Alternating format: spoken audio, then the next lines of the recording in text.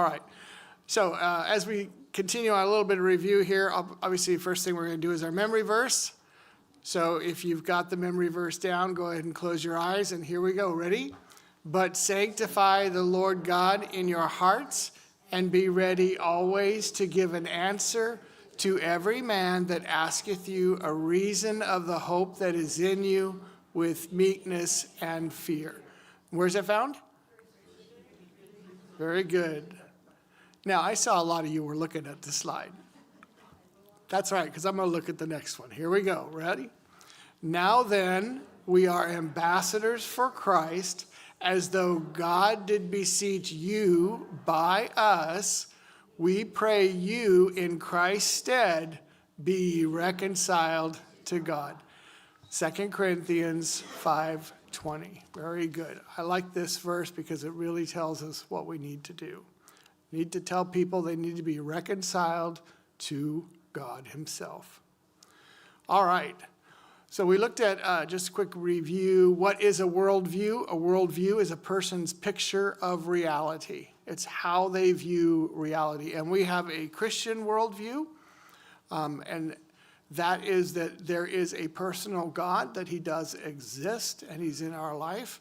There are some that have a worldview which are naturalistic, which means there is no God, it's all natural processes. And then there are some that have a worldview that is transcendental, meaning that God is in everything and all things. There is no personal God, it's just all things. It's kind of a force.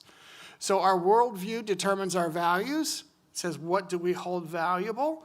And then those values determine our behaviors. And so that's a quick review. Now, make sure I get the right slide here. These are the three major worldviews that we looked at. But let me ask you a question. Is it true that someone is going to be from one of those three different worldviews? Could you count on that? Mostly, including atheism, yeah. You know, you might be surprised. Depending on where you go in the world, you might find people that fit under this. But in the United States, it's like a smorgasbord. Smorgasbord? That's kind of Star Trek. Smorgasbord, right? Smorgasbord, right? In other words, they're going to take a little bit from whatever they feel like taking. And you will probably meet, even in Christian churches today, that will talk about naturalism, that will talk about transcendentalism, because they feel, if you go to churches today, there are going to be people that are going to say things like, oh, karma. Oh, well, it's just karma. But that really fits under the transcendental viewpoint, right? Some people are going to say, it's okay to do whatever you want as long as it makes you feel good. You're going to hear that within Christianity itself. There are going to be Christians that are going to accept a woman's right to end a child's life because it's society, but that's not the Christian worldview. There are some that are going to say it's okay for gay marriage, but that is not the Christian worldview. When you get down to the Christian worldview and what it is, it goes against it. But it's permeated throughout Christianity today. It's kind of weakened it. So you have to remember that when you're out there witnessing, we're hoping that you're going to witness to somebody that has never heard of Jesus Christ. But you're going to come up against a lot of opposition in the United States specifically. Mostly, I would think it's political, and mostly it's their philosophy. And that's the smorgasbord of different ideas that you're going to be dealing with. And you could call it, you know, we talked about those that sow the seed and those that reap the harvest, right? We can talk about it as pre-evangelism in a lot of places. You've got to get them to the point where they recognize that they do need a Savior before you can actually evangelize them, if you will. So these are the three things that we looked at. God does exist. He is personal. God does not exist. And then the third one there, monism or Maya, where God is spiritual. It is not personal. It's all things spiritual. And our physical, what we see physically in front of us, is just an illusion of the spiritual. And our goal in life, if you're a transcendentalist, is to Ignore the physical so you can self-enlighten above it and become one with the universe. And that's where the whole reincarnation and all that stuff comes into play. All right, so those are the three major worldviews. Again, you're not going to find someone that has one specific thing, but you're going to find them having a smorgasbord. The next thing we looked at is the questions that we're going to ask. Now, we talked about this as in evaluating a worldview. Let me figure out what your worldview is. And when we're out there witnessing each one of these things, you kind of have to find out, where is this person coming from? Because it could be different for each one of these things. And so this is the information gathering stage that you're going to have. What do you believe about the origin of the universe or the origin of life? Where do you start? Do you believe there is a personal God, or do you not believe there's a personal God? And that will give you a little bit more clarity of where to go and talk to that person. What do you believe about identity, about who you are? Do you believe that you are a spiritual being and a physical being? Do you believe that you're just physical being? Or do you believe, you should be a spiritual thing? So those are things you ask. What do you believe? The next thing is morality. What is your source of morality? Do you believe that it's that it's objective? And we'll talk a little bit about that. Comes from a law, comes from God? Or do you believe it's coming from the synapses in your brain that are tricking you into thinking what is right and what is wrong? And then finally, what is your purpose? What happens to humans after they die? What is your purpose here? And these are kind of the four questions you might talk to a person when you're witnessing with them to get an idea of where they're coming from. Now, a lot of times when you witness to someone, they're going to throw accusations at you. Well, you Christians, you all do this or whatever. How is that stupid? And that's coming from a different place. That's where you're trying to defend Christianity in a sense. But when you're out there witnessing, it would help, especially to build that relation with someone, to find out what are they thinking, what is their view of the world, and that way I can witness to them appropriately. So we kind of left off here evaluating worldviews, and it's kind of the same thing. When you're witnessing and you're talking to people, you've got three things that you can kind of focus on. Is what you believe logical? Does it fit together, or are there some holes in the way you're thinking? And remember, being someone that witnesses or apologetics person, you are out there. What is your main purpose? Let's just say that. The gospel. Main purpose is to evangelize them and bring them to the gospel of Jesus Christ. Whether that's fixing their worldview or correcting their worldview, but the ultimate goal is to be reconciled with God. But being able to talk to someone, and this is again that pre-evangelism stuff, gardening, breaking down those barriers that they have against God, against Christianity. These are the three things you can look at to say, well, logically, what you believe, does it fit together? You might believe one thing, but then asking a few questions, you find out that they have a different view and it doesn't fit together. And you can point that out. We talked about putting a stone or a rock in their shoe, something to think about, right? Think about what you're thinking. Is it logical? Does it fit together? And is there the law of, what's that word I put up there? I always forget it. Non-contradiction, the law of non-contradiction. Are you making contradictory statements? And the example I gave was, there is no truth. They're saying that as truth, but if there is no truth, how can you say that is true? So it must be false, right? That's a contradiction. You might talk to someone who is under the transcendental, like a Hindu or Buddhist, who believe that the physical world around them is an illusion that they have to overcome. And you might talk to them about, is it really livable or literal? Is it true to reality? Is that chair really just a figment of my imagination, and if I think hard enough, I can walk right through it? Is it really true? Is it literal? Is it livable? If a car is coming at me at 100 miles per hour, can I just think it away? It's not livable. Once you, you can do it once, very good. The other example about livable that I liked was Buddhism is not livable because as it teaches that to eliminate suffering, we must eliminate our desires. Remember the personal desires? But to desire to eliminate suffering is what? It's a desire itself. So it's kind of non-contradictory, right? Naturalism is not livable because naturalists live as if their choices have purpose. If you're a naturalist, you believe that everything is by accident, right? All things are happening, there's no purpose to life, but yet you live your life as though it has purpose and meaning. Why? So those are then the contradictions that you might be able to bring up when you're witnessing with someone. So with that comes the foundational arguments.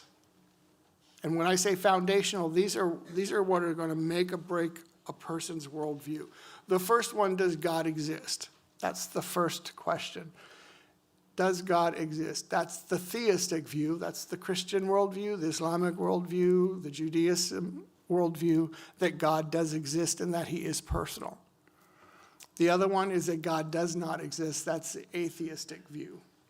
The transcendental view is a personal God does not exist. It's just all things are spiritual. So that's the foundational. If God does exist and he did create all things and all living beings, you have the Christian worldview. You can go from there. But if you're a naturalist and you believe in evolution, then it's different, right? You have a different worldview about how things are coming into place. You have different values, you have different behaviors because of that. And then the other idea is morality. God is perfect. Perfection, on the other side, they would say perfection or morality is relative. What I think is moral is up to me. What you think is moral is up to you. And this is where you'll really get into the arguments, let's say about abortion and so forth. It's my right, it's what I want to do, it's how I feel, right? It's internal, it's personalized. And then lastly, if we look from a Christian worldview that God does exist and morality is created by him, then it's man's broke God's law, and that's why we have sin and we need to be reconciled back to God. But if you don't believe in a God, there is no law, then there is no sin. So you can see, you kind of need to know what is their foundational, what are they coming at to you, or how are you going to them? Make sure you understand their foundation for their worldview.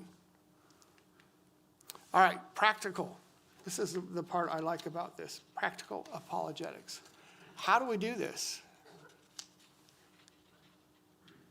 I asked this question earlier on, and I asked you, how many were afraid to go out and talk about Jesus Christ or argue about Jesus Christ? How many raised their hand? You want to raise your hand again? How many are afraid to witness? It's uncomfortable. At times it's uncomfortable. I don't feel like I want to do it. Well, you know what? You can either do two things. You can either sit on the side, sit on the bench, or you can get in and do as little as you possibly can. And if you do as little as you possibly can, then you can take another step and do a little bit more and a little bit more. And that's kind of what the idea here is of the gardening thing. If you go to someone and your ultimate goal is, I'm going to reach that person for Christ today, you're going to get disappointed because you might not be able to. So you have to kind of start and take small steps. It's the gardening part. It's planting the seed, and it's putting the shoe in their stone to think about. And it might not be that you are the one that reaps the harvest. It might be someone else. But the important thing is that we don't sit on the sidelines, because that's what Satan wants us to do, is sit on the sideline and not say anything. So how do we be practical? How do I get over this fear of witnessing to someone? And so I like the idea of asking questions. I've read this on a couple people's apologetics things. One of their tactics is just asking questions. You know why? Because if you ask a question, you're just asking a question. There's nothing for you to have to answer. You don't have to feel guilty. You're just asking a question. You're putting that on the other person, and you're gathering information. So as we witness to someone, we want to gather information. We want to know what their worldview is. A lot of times they're going to throw really weird things at you like, well, it's just the way it is. And so you can ask another question. Well, what do you mean by that? Now the burden is going back to that person to kind of explain what they think. What do you think? What do you mean by that? Well, there is no God. What do you mean by that? Well, you mean that there's just no God. And then the next question you can ask, instead of trying to say there is a God yourself, is ask them, well, why do you believe the way you do? And that's called reversing the burden of proof. That's putting it back on them to say, why do you believe there is no God? And the whole purpose of that is to gather information. What is their worldview? Why do they believe the way they do? And then you can kind of say, okay, I now understand. This is where you have to learn some knowledge about the subject and stuff like that and say, okay, now I know where you're coming from. How do I address you to bring you back to Christ? Right? How can I do that? And so that's what gathering information is all about. What do you mean by that? Just get as much information, much clarity as you can. And then why do you believe the way you do? Rather than you going to someone saying, you're witness to somebody and tell them you need Christ, and they say, I don't believe in Christ. You can either do one thing. You can start apologizing for Christ and explaining Christ, who it is, but you have no idea how they think.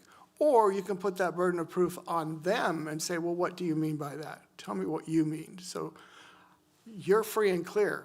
There's no guilt to you. There's no risk to you. You're just asking a question. What do you mean by that? Can you tell me more information? And you're building a friendship. You're not attacking them. You're not trying to persuade them yet, but you're trying to understand where they come from. That's the practical apologetic approach there. Get information. And then the other side of this is you do kind of want to stay in control of the conversation. And to do that, don't get excited, don't get mad, don't get rushed. Slow down and ponder. You know, they might say something that's just completely off the board. You don't try and respond to it. Just say, tell me more about what you mean by that. Right? Slow it down. Make them think. Don't get excited, because emotions get big, right? Emotions will go crazy like this because it's about religion or politics or something like that. For some reason, people really get excited about this stuff, right? So slow down and then isolate any of the specific concerns. Usually they're going to throw 2 or 3 different things at you, and you want to isolate it and address each one at a time. Well, let me understand what you're thinking there. Why do you believe that? Well, let's talk about this one thing, right? And let's do that pre-evangelism, do that gardening and seeding and see what you can do there. And then again, assess those challenges, like I said, one by one, when you are able to. You have to be able to assess that challenge. Otherwise, you might stop it and say, wow, you know a lot about this topic, and you don't, let's say. Tell you what, I want to go do some research. Can we talk again? Don't try and overcome something that you can't. Stop and say, okay, let me think about this. I'm going to do some research, and then can we talk again? Or something like that, or change to another topic. So that's kind of the practical part of apologetics. Don't go overboard. Do what you can do, but don't sit on the sidelines. Do what you can do. Do even a little bit. Right? Make them think. At least make them think. All right, so we talked about those. Oh, went the wrong way. The foundational arguments. So now let's talk about these questions that are raised by non-Christians. Let's look at the first one. How do you know that God exists? How many believe that if they're witnessing, they're going to come across people that don't believe in God? More and more today than there was 50 years ago even. I would almost say 25 years ago, more people believed in God than they do today. It's just been so rampant to get rid of God out of everything that people just don't believe in God. So let's look at this question. Does God exist? And there's a couple arguments that you could use for does God exist. The first one is the cosmological, and we talked a little bit about this. Cosmological, I like that word. Don't know where it comes from, but it does say cause, which is all about everything has to have a cause, right? If something is happening, something caused that to happen. And so when you talk about does God exist, the cosmological argument is based on the idea that everything in existence, remember we talked about the chairs in the room, they've come into existence, and there must be that there is a cause for that. And we talked about this last week. Because the chairs are in the room, if you came in and you asked where did the chairs come from, there has to be either come from something or nothing, right? And so we talked about they're coming from something. There's some cause. So the cosmological argument is there must be a first cause or an uncaused cause to get things started. So when you go all the way back to the universe, you can say that the biggest argument today is the Big Bang Theory, right? It's the Big Bang happened, and you go back, well, what caused the Big Bang? And that puts a little stone in their shoe. Well, what do you mean? Well, the universe either exists from something or from nothing. They really can't say nothing because the universe exists. So something caused it. What was that thing to cause it? So that's one of the arguments, is the cosmological argument. The next one is the teleological. I love these terms. I think they come from philosophy and so forth. But this is the argument for design. And I want to talk about this one a little bit.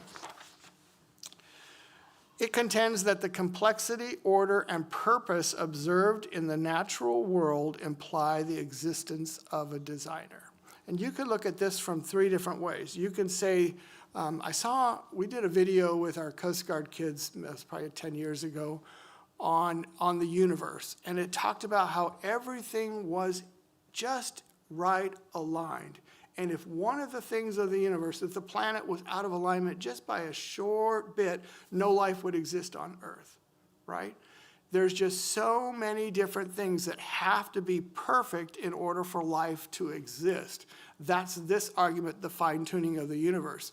And you could argue this, that in order for this to happen, there had to have been a designer, because this just couldn't have happened by chance, which is the naturalistic view. It all happened by chance. So you could use that. You could use the universe and how the sun and the moon and the planets and all that come together, and how if they were off by one thing, someone would write a horror movie about the moon falling and the earth. How many have seen those horror movies out there, right? The floods and all that, the earth. Because everything has to be just perfect in order for life to exist on this planet. So you could talk about that. The other thing you could talk about is biological complexity. The fact that DNA is so intense. That's what I'm going to say. How many know about DNA? Have ever studied about DNA? Yeah? You can take a strand of DNA and you can reproduce a whole human being. Everything, all the instructions are down in the individual DNA. So you could look at that and say the order and the detail and the design requires a designer, an intelligent designer. This could not have happened just by chance. Molecules could not have come together to form a human being. So that's the biological complexity. And then the third one is just the way things are, the order of the cosmos, the way science works and all that stuff. There had to have been a designer. When I say science, I mean the laws of physics and the universe. There had to have been a designer just in order for that to exist. So those are the two arguments that we've talked about so far. The cosmological argument, there had to have been something that started the universe. I like this argument, the design argument, because it's more in touch with everyday people. They know that they are complex human beings, and it's a little bit more tangible. And then the third one, of course, is the next question it routes together. If God does exist, why does he permit evil? And that is basically the moral argument, the moral reasoning for the existence of God. We'll say it here. The existence of moral values and duties in the world implies a moral lawgiver. Objective moral values and duties can only be grounded in the existence of a transcendent or something above us moral source. And the moral argument is very compelling, but in our world today, people believe that morals are relative. They believe it's internal. If I think it's wrong, it's wrong. But if you don't think it's wrong, then it's not wrong, Relativism is out there. So, how do we attack this? We talked a little bit about this, I think it was last week. What is morality and what is the source of morality? Morality can be either two things. It can be objective or it can be subjective. Let's talk about what this word means. If I talk about something that's subjective, I mean it's subjective to me, and you might think it's different. It's coming from inside of me. It's what I think is right or what I think is wrong. Okay, that feeling of, I just don't like this, but it's okay for you. That's the relativity. It's subjective.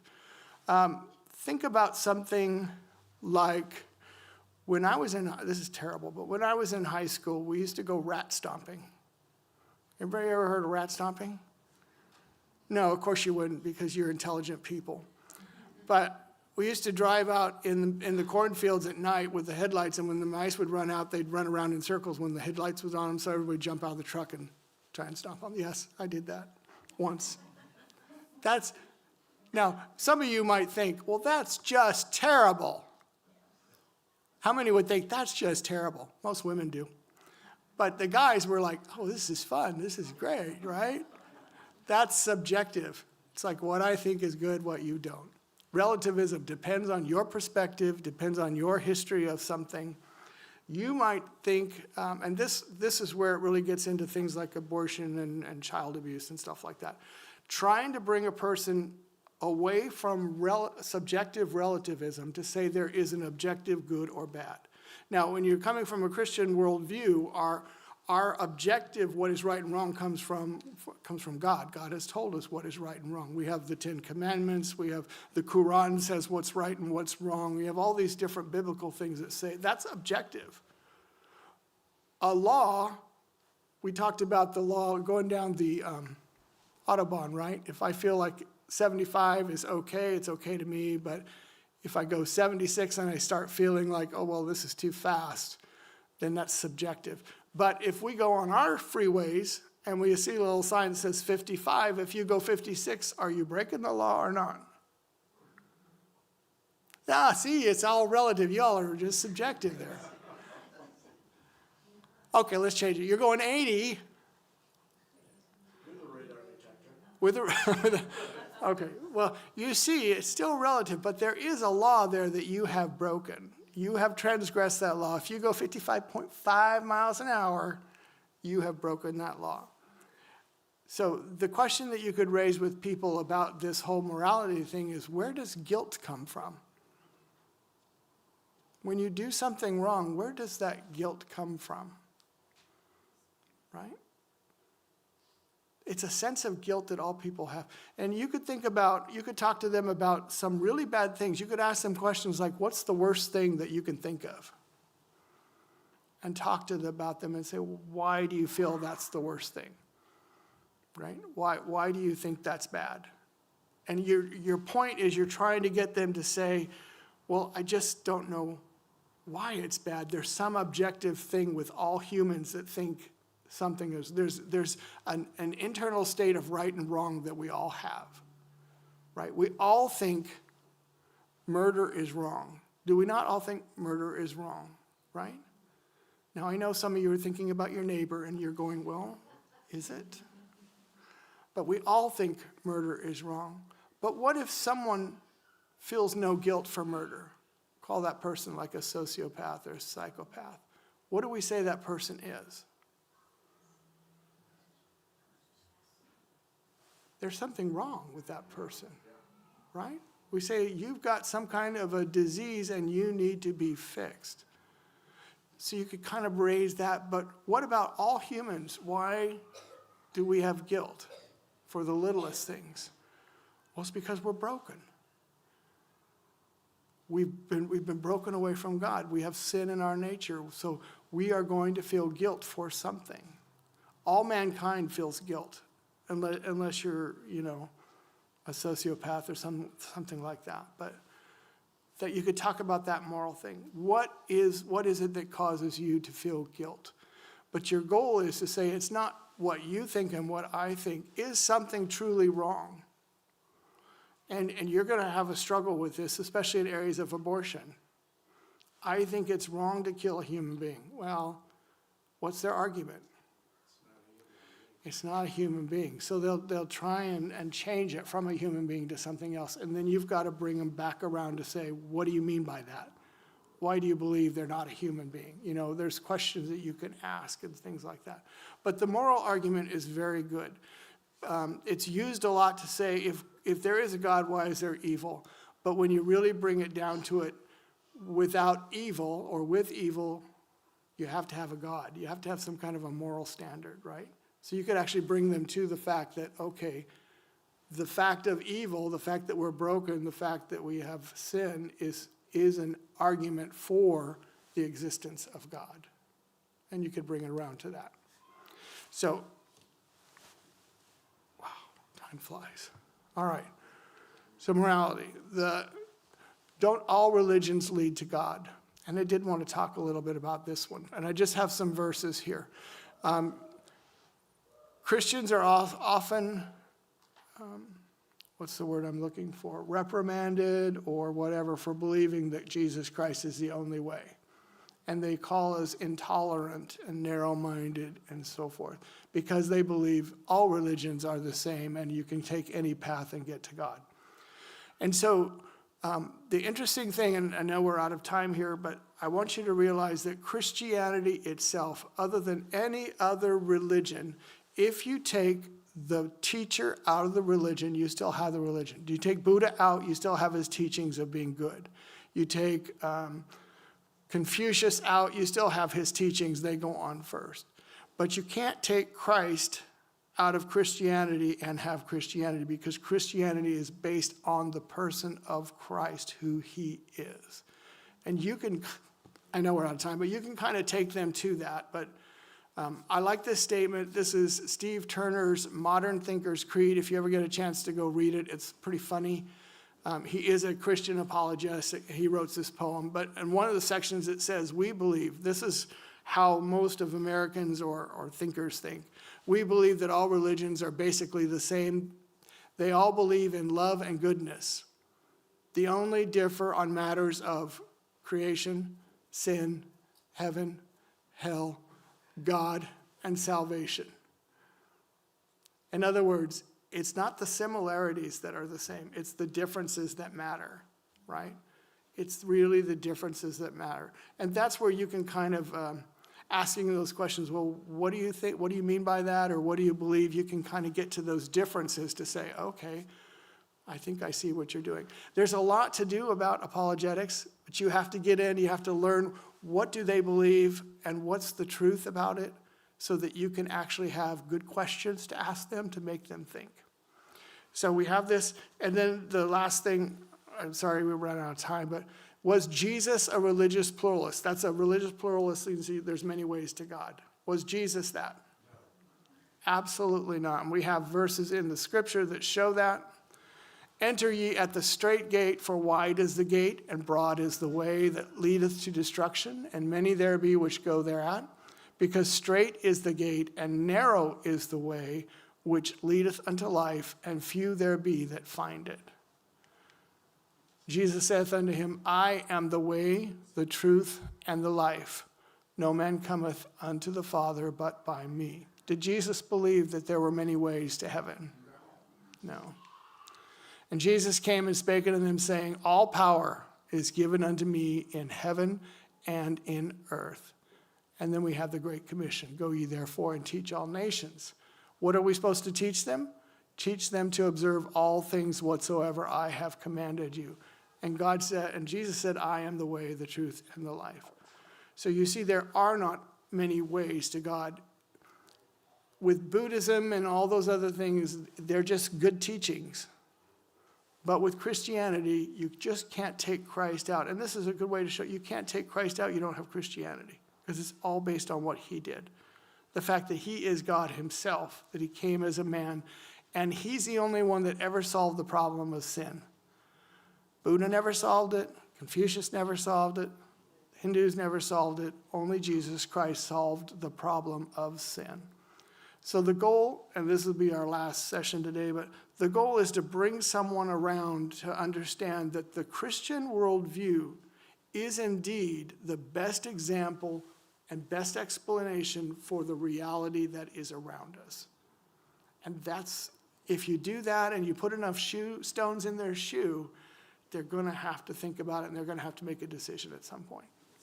And that's when you can really throw some seeds and reap some harvest.